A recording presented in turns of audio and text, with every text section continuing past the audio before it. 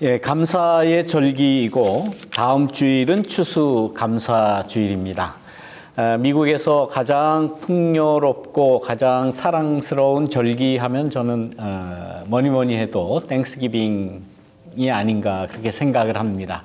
먼저 가족들이 대부분 다 모이죠. 다 모이게 되고 또 한 자리에 그 상을 펴놓고 함께 식사를 하면서 1년 동안 있었던 또 헤어졌던 가족이면 사랑을 나누고 함께 밥을 먹습니다.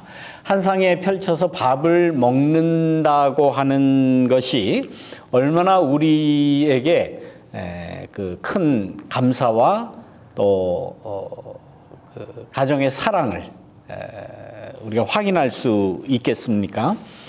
그렇게 생각을 해서 오늘은 그 요셉의 이야기를 제가 드리려고 합니다. 우리가 너무나도 잘 아는 말씀이죠. 12아들, 야곱의 12아들, 그 중에 11번째 요셉. 가장 사랑하는 그러한 아내 라헬에게서 낳기 때문에 아마 야곱은 요셉을 다른 아들들보다 아마 더 사랑한 것 같아요. 솔직히 말하면 편애를 한 것이죠. 아버지는 아들을 사랑한 건데 그것이 다른 아들들이 보기에는 차별이고 편애였습니다. 그것이 그 형제들 간의 갈등을 낳게 되었고 급기야는 10형제가 이 요셉을 죽이려고 하죠. 차마 죽이지는 못하고 노예 장사에게 팔아버립니다. 그리고는 아버지한테 가서 동물이 와서 요셉을 잡아먹었습니다. 뭐 이렇게 둘러대고 거짓말을 하게 됩니다.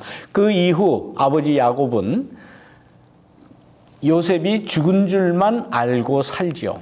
그러나 이야기는 급변되어서 그 노예 장사에 팔려갔던 요셉이 여차여차해서 애굽 나라의 총리가 되는 그러한 아주 놀라운 급반전을 이루게 되었죠.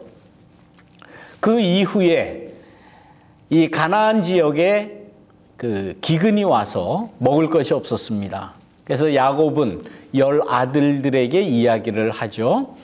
저기 애굽 나라에 가면 먹을 것이 많이 있을 터이니 거기 가서 식량을 구해와라. 이미 애굽 나라에는 이 요셉의 기지로 인해서 식량을 비축해 놓았고 그 식량으로 많은 사람들이 살게 되었습니다. 애굽의 식량을 빌리러 왔던 이 10형들이죠.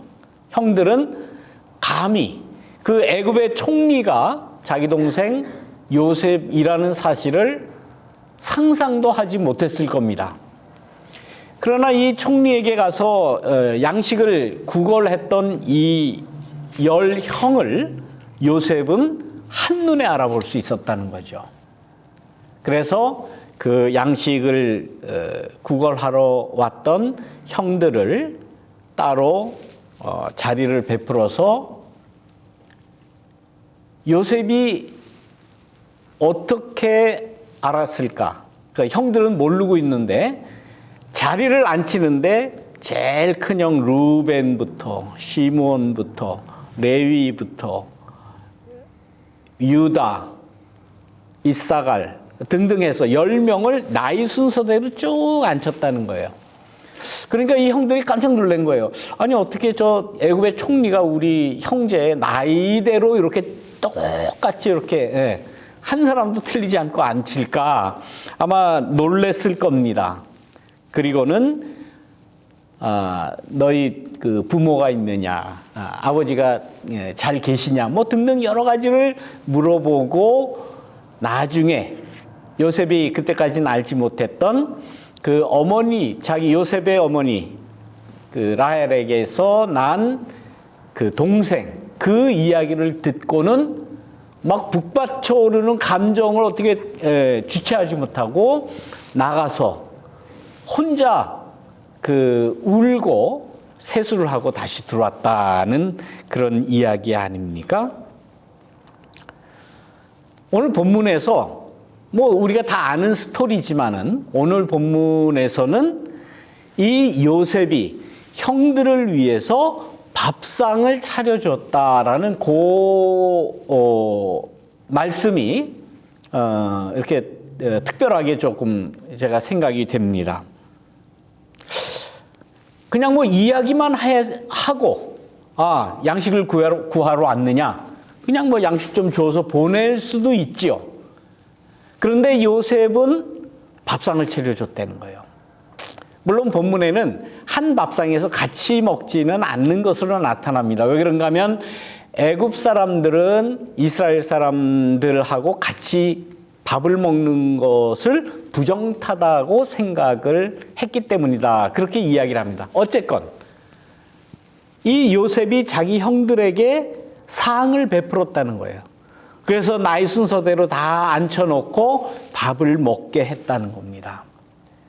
이제 우리 다음 주에 땡스기빙 데이가 되면은 우리 가정에서 다 밥상을 차려놓고 한 자리에 앉아서 도란도란 이야기하면서 사랑을 나누면서 밥을 먹지 않습니까? 얼마나 귀한 시간입니까? 아마 1년에 거의 딱 한 번일 수도 있는 그러한 시간. 그 시간에 우리는 뭘 합니까? 서로 사랑한다는 이야기, 전에 있었던 좋은 이야기, 웃으면서 기뻐하면서 그 시간에 가족 간의 사랑을 나누는 그런 것 아닙니까? 그러면서 대부분 전에 있었던 좋은 일들을 기억하게 하는 거예요. 그래서 식탁 앞에서의 추억 나눔, 이것이 얼마나 좋은 일입니까? 아마 여러분들 가정에서도 이러한 아름다운 좋은 그러한 일들이 올해 땡스기빙 데이에는 꼭 있기를 바랍니다. 그런데 우리의 기억에 우리가 어렸을 때에 이렇게 좋은 기억만 있지 않죠. 밥 먹을 때는 전에는 아마 그런 이야기들을 많이 들었을 겁니다. 입 벌리지 말고 먹어라. 떠들지 말고 먹어라. 예? 밥을 튄다. 제가 전에 들었던 코미디언의 이야기입니다. 여러분들 김형곤 씨라고 알죠? 이렇게 좀 뚱뚱한 김형곤이가 이제 저랑 나이가 같아요. 근데 이제 벌써 일찍 세상을 떠났죠. 굉장히 일찍 떠났습니다. 김형곤 개그맨이 여기 LA에 와서 하는 그 이야기 중에 이런 개그를 했어요. 자기가 왜 코미디언이 됐느냐? 그 얘기를 하면서 자기 아버지가 경찰인가 군인인가 이런 직업이었어요. 굉장히 강직한. 형제들이 많고, 남자 형제들만 많은데 오죽 투닥거리면서 싸우고 그랬겠습니까? 아버지가 굉장히 좀 엄하게 이 자녀들을 아마 키웠는가 봐요. 밥 먹을 때만 되면 이야기하지 말고 먹으라고. 입 다물고 먹어. 밥을 튀어. 그러면서 말 안 들으면 숟가락으로 머리 때리고 그랬다는 거예요. 자기가 어렸을 때에 밥 먹을 때나 언제나 그 아버지로부터 받은 그러한 인상은 굉장히 경직되어 있는 그런 가정이었대요. 집에 웃음이라는 걸 찾아볼 수가 없었답니다. 전혀 웃을 수가 없는 분위기예요. 밥 먹을 때도 입 벌리지 말고, 밥을 튀니까 떠들지 말고 조용히 밥 먹어라. 그런 이야기를 늘 들으면서 아주 어두운 분위기에서 자랐기 때문에 자기는 좀 다른 사람을 좀 웃겼으면 좋겠다. 근데 거기에 또 이 말하는 재주가 있고 다른 사람 웃기는 재주가 있어서 자기는 코미디언이 됐다라는 그런 이야기를 들은 적이 있습니다. 밥 먹을 때만큼 우리의 마음이 풍요로워지는 때가 없잖아요. 그래서 모든 그러한 이런 경각심이라든지, 자기를 감춰야 된다든지, 혹은 증오하는 마음이라든지, 미워하는 마음이라든지, 이런 걸 그래도 어느 정도 다 가라앉히고 사그라뜨리고 그다음에 밥을 먹지 않습니까? 그래서 우리가 이 식사하는 그러한 그 자리는 정말 우리 인생에 있어서 물론 하루에 3번씩이나 우리가 밥을 먹지만은 우리 인생에서 가장 행복한 시간이고 축복된 시간이고 그 시간에 우리의 삶에 있어서 가장 귀중한 것을 기억하는 시간이 되어야 된다라는 그러한 말씀입니다. 아마 요셉도 그런 마음을 가졌을 거예요. 형들, 당신들이 나를 죽이려고 했고 노예로 팔아먹었고 지금은 상상도 하지 못할 정도로 나는 애굽의 총리가 되었는데 밥상을 차려놓고 한번 기억해봐.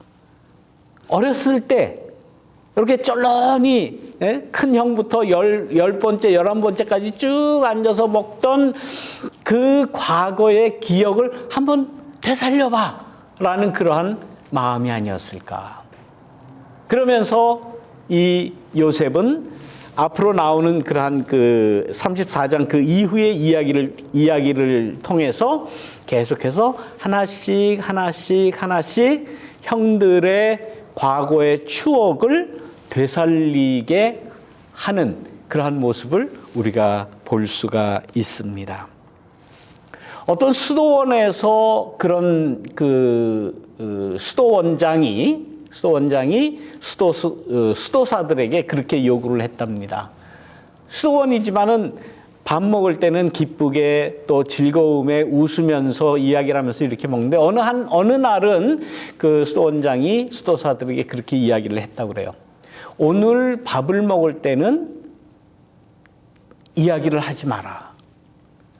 그러니까 아까 그 코미디언 김영곤의 아버지가 밥 먹을 때는 입 벌리지 마, 밥을 튀어 뭐 이렇게 억압하는 그런 의미로 이야기하지 말라는 것이 아니라 밥을 먹으면서 한번 기억을 해봐라. 밥을 먹는다는 것이 무엇인가? 우리가 뭐 평생 동안 하루에 삼시세끼 3번이나 밥을 먹는데 오늘만큼은 이 밥을 먹는다는 것이 무엇인지를 한번 나름대로 생각해봐라. 그래서 수도사들이 밥을 먹으면서 깊은 생각에 잠기면서 밥을 먹었다고 합니다. 밥을 다 먹고 난 후에 무엇을 느꼈는가, 혹은 무엇이 기억났는가, 어떤 생각을 했는가, 그것을 나눌 때에 나는 밥을 먹는다는 것은 내 생명을 유지하고 내가 살려고 밥을 먹는 건데 가만 생각해 보니 밥을 먹는다고 하는 이 자체가 다른 존재의 생명을 내가 먹는 것이다. 따지고 보니까 그 존재들은 죽은 것이다. 라는 생각을 해놨다는 거예요. 뭐 어느 그 수도승이 얘기한 얘기랍니다. 가만 생각하니까 나는 살려고 먹지만은 내가 먹는 이 행위를 통해서 다른 생명이 죽어야 되고 다른 존재가 그 존재가 없어져야 되고 다른 많은 사람의 피와 땀이 그의 생명이 그만큼 줄어드는 것이 아닌가 그런 이야기가 있습니다. 물론 우리는 다 살려고 먹죠. 다 살려고 먹지만은 그러나 살려고 먹는다고 하는 그 자체를 깊이 생각하면 다른 생명을 다른 존재를 내가 먹는 것이다 라는 그런 생각도 해보라는 것입니다. 오늘 찬양으로 기억하라 라는 찬양을 그 서울 모테트 합창단의 그 찬양을 제가 선택한 이유도 바로 거기 있습니다. 예수님께서 마지막 성찬을 베푸실 때의 이야기를 이제 성가로 만든 것이죠. 예수님께서 뭐라고 말씀하셨습니까? 떡과 잔을 나누면서 나를 기념하라, 나를 기억하라 라고 말씀하셨죠. 우리는 지금 성찬대가 없지만 성찬대가 있던 옛날 그 교회에는 그 앞에 뭐라고 써 있었습니까? 나를 기념하라라고 이제 글을 그 성찬대 그 아래 있는 그 성찬대에 그렇게 써놓은 교회가 많이 있을 겁니다. 미국 교회도 마찬가지예요. Remembrance me라고 이렇게 써 있습니다. 그것은 뭡니까? 우리가 늘 먹는 그러한 자리지만은 뭔가 기억해내라. 뭔가 생각하고 먹어라. 뭔가 내가 먹는다고 하는 이 자체가 그냥 내 배만 채우고 내가 살기 위해서, 내 생존을 위해서, 나만을 위해서 먹는 것이 아니라 이 먹는다고 하는 이 행위 안에, 그 이전에 있었던 하나님의 사랑, 그리스도의 그러한 희생, 십자가의 희생이 무엇인지를 기억하라라는 그러한 말씀이다라는 말씀입니다. 아마 오늘 이 요셉이 형들에게 그 밥상을 차려놓은 것, 그렇게 하고 대접한 것, 물론 뭐 손님에게 식사를 대접하는 것 다 좋은 일이죠. 그러나 우리 신앙인에 있어서 식사를 대접하는 것은 그 이상의 영적인 의미가 있다라는 그런 말씀입니다. 우리가 교회에 와서 점심 식사를 나누지 않습니까? 그 때마다 우리가 기억해야 할 것은 과연 내가 이 먹는다고 하는 이 행위가 과연 무엇인가? 1년에 몇 차례 성찬식을 베풀고 예수님의 피와 예수님의 그 살을 기념하는 것 그 자체가 무엇인가? 내가 생명을 가지고 살아 있다고 하는 것은 예수 그리스도의 십자가의 그 공로로 내가 존재하는 것이다라는 것을 계속 기억하는 것 아니겠습니까? 올해 땡스기빙도 감사절에도 우리는 아마 식사를 나눌 겁니다. 그때에도 우리는 깊이 내가 이렇게 함께 식사를 나누는 이유가 무엇일까? 식사를 베푸는 이유가 뭡니까? 기억해라.